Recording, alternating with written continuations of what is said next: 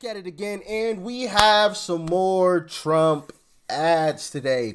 I don't think any of these are official Trump campaign. Some of them may have been made by, a PAC that is in support of Trump. Actually, this one is made by Western Lensman, so shout out to him. But yeah, man, got four great ones. As always, rank them, all right, from best to worst, all right, 1 through 4, because there's 4 of them. I don't think any of these are actually too long today either. Yeah, they're all around, all around a minute long. Well, one's a minute and a half, the first one, which isn't crazy, because we've checked out some that have been like 4 minutes, which is just absolutely insane. But anyway, let's dive in. If you're having trouble sleeping, ask your doctor about Bidenica, the sleep aid made from 100% Joe Biden press conference. The best way to get something done, if it holds near and dear to you that you like to be able to, anyway. Bidenica has a patented blend of confusion and forgetfulness that will calm the most overactive brains. COVID has taken this year, just since the outbreak, it's taken more than 100 years. Look, here's the lives. When you think about it. When they sold out American jobs and killed the Keystone Pipeline, it kept me up all night worrying about how we'd pay our bills. But then I got Bidenica, and I've never slept better. Sometimes when I get hopped up on sugar, my parents give me Bidenica so I pass out. Other times they give it to me during the day, probably so they can do the deed. Gross. Warning: people who have used Bidenica have experienced rapid lying and an inability to secure the southern border. Others have hallucinated and fought breakfast cereals. Corn Pop was a bad dude. Ask your doctor if Bidenica is right for you.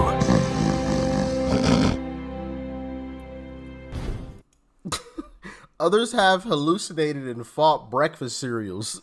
Corn Pop was a bad dude. If you're having trouble sleeping, Bidenica.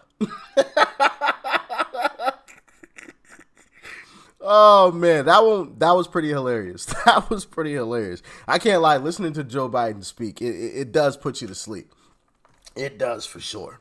It definitely does. But yeah. How you guys feeling about that first one? Let me know in the comment section. I think it was absolutely hilarious. Bidenica. Anyway, let's hop into the second one by Western Lensman. Shout out to Western Lensman. Let's check it out. Joe Biden wants to talk about character. So let's talk about it.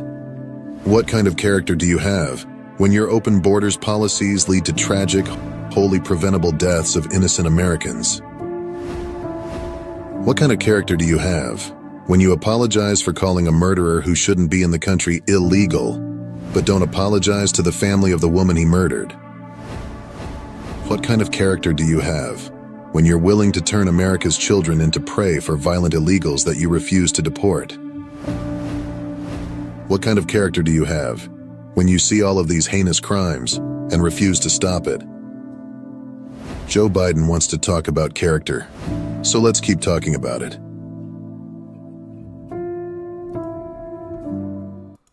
Yeah, let's keep talking about it then.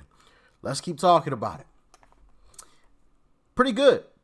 Shout out to the Western Lensman once again. As a matter of fact, here, I'll put his @ on the screen just so you guys can go and check him out if you want to. Right there. Western Lensman on X. Okay. Western Lensman. You can pause it if you need to. Big shout out. So that was his. We got 2 more to go. All right. How you guys feeling so far? I like the first one.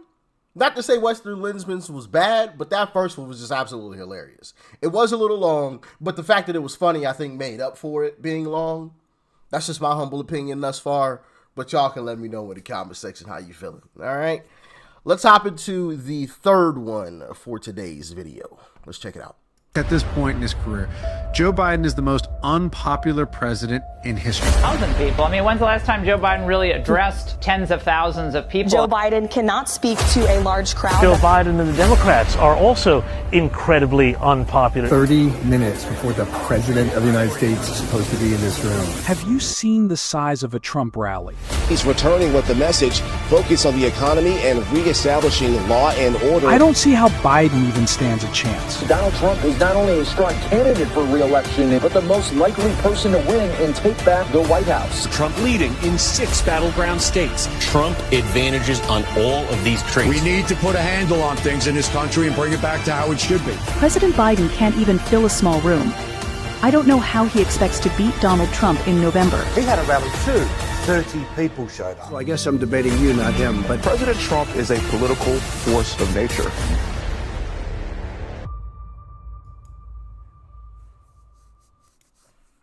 You know, one of the things that was said in that one, and that was pretty good as well, I will say that, was I don't know how he stands a chance when you look at his crowd size versus Trump's. And yes, even I have made fun of his crowd size. You know, I've laughed and kikied about it. But one of the things that Democrats do is they get out, right? And they walk the streets and ballot harvest. Simple and plain. Simple and plain. And we have to do the same thing. And you have guys like Scott Presler, who I've shouted out 1,000,000,001 times, and I'll shout them out until, you know, November is actually here, until the day is actually here, right? Because guys like Scott Presler are doing some fantastic work. I mean, he's going to all of these different events, getting people registered, Republicans registered to vote, and making sure everybody's ready to go. He's not just sitting around doing absolutely nothing. So I always want to give a big shout out to the brother Scott Presler. He's doing some fantastic work. If you guys want to join the fight, you can go to his X account. As a matter of fact, I'll pull it up on the screen here. Just 1 second. I wish, I wonder if he still has that tweet pinned. No, he doesn't. He has a different one pinned, but he does have a website here, Early Vote Action. All right, this is his page right here. Scott Presler. If you need to pause the screen, zoom in. If you need to, Scott Presler. All right. If you want to get involved, which I highly encourage every single one of you to do, because let me tell y'all something. Yes, I'm still new to politics, right? But I don't think it takes a rocket scientist to figure out and know that Democrats aren't just going to leave easily. Just because we're up in the polls and everything is pointing in the right direction and all the signs say Trump's going to walk back into that White House come next January, they're not giving up. As a matter of fact, case in point, even Donald Trump acknowledged this in 2016 or 2015 in the debates against Hillary Clinton. And, you know, both candidates were asked, you know, can you say one good thing about the other candidate? And Hillary talked about Trump's kids. And Trump said, one thing I respect about Hillary is she doesn't quit. She doesn't give up. And you know who's one of the leaders of the Democrat Party? One of the leaders of the establishment. It's Hillary. They are not going to give up easily. They are going to go out screaming and yelling like a crazy banshee. So don't just sit back and just rely on the polls and all of these great videos I'm showing you. Like, that's fantastic, right? It shows that we're doing the right thing and we're going in the right direction. If anything, honestly, it should show and tell people that we need to push the pedal down all the way to the metal. Because when they tell us that, oh, most of the country hates us, we see that that isn't true. Trump has overperformed his polls in 2016 and 2020. And I assume he will do that again this go around. But Democrats are not going to go out easy. I'm sure they have a plan up their sleeves. And I'm happy that Trump said the same thing that I said, and we're going to jump back into this last clip here in just a second. But I really want to make this point. I'm happy that Trump said the same thing that I said. He said, too big to rig. And some of y'all remember, I said the exact same, maybe I didn't say it in the exact same way, but effectively I said the exact same thing like months before he had said it. I was like, that is the way we win. We create such a gap that they can't make it up no matter what. And if they did, it'd be way too obvious to everyone in this country. It's the same way, because I know some people are going to say, Rich, it was obvious before. Clearly it wasn't. It was obvious to us that Joe Biden was senile. It wasn't obvious to the entire country. Now it is. See what I'm saying? It's the same sort of situation. It was obvious to us before, but it wasn't obvious to the entire country. But now everybody sees it, right? So if we create that big of a gap, it'll be obvious to everyone. And I'm happy that Trump actually said that. So anyway, let's hop into this last video. I'm sorry I was talking so much. I just wanted to make sure that I said that. Anyway. I'm the only president this decade that doesn't have any troops dying anywhere in the world. And voters also checked President Biden for his false claim that no U.S. troops died during his administration. Byron Donalds wrote, unlike Joe Biden, the American people will never forget the 13 brave American heroes. Never said, we call it migrant crime. 2 illegal Venezuelan migrants are arrested for the murder of 12-year-old Jocelyn Nungary. In New York, an illegal migrant stands accused of killing a woman and dumping her body in a park. An illegal migrant also charged with raping a girl in a separate case in New York. Suspect arrested in the murder of 2 people in a Chick-fil-A is an illegal migrant. I call it Biden migrant crime. To be clear, we never have and never will endorse Biden. What you saw last night on the debate stage was Joe Biden. Was that the same? I feel like that was the same clip that we already saw. Maybe not. No, yeah, I was tripping.